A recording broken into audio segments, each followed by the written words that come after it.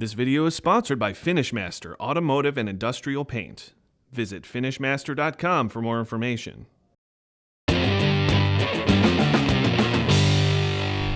Do you have an account management system to manage your paint and materials inventory? If not, do you have a standard operating procedure or SOP to do this?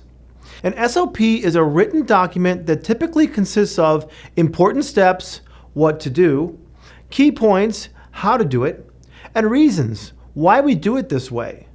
By providing SOPs, your team will be confident in the ability to complete a consistent and predictable process.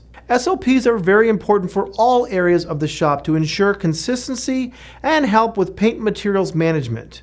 An SOP can be used to train all team members on inventory management, since everyone needs to play a part in keeping products organized and stocked. With all necessary shop team members having access to a paint and materials management SOP, you can expect a more consistent outcome and better tracking of your material.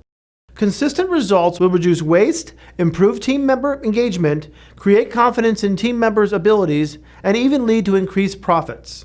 Steps to creating an SOP include going to where the work is being done, observing the work being done in detail, documenting how the work is being done or drafting your SOP, review for opportunities to improve the process, revise your SOP with any of the identified process improvements, provide the SOP to all appropriate team members, train the desired process, and explain the benefits for all affected parties.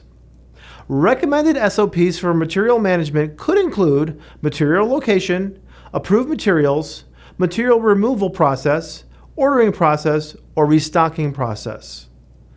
Paint materials can be a profit center, but it needs to be controlled and maintained. Materials cannot be a free-for-all where anyone can order whatever they want, whenever they want. Creating an SOP to help manage it is a great first step in getting a tracking system in place.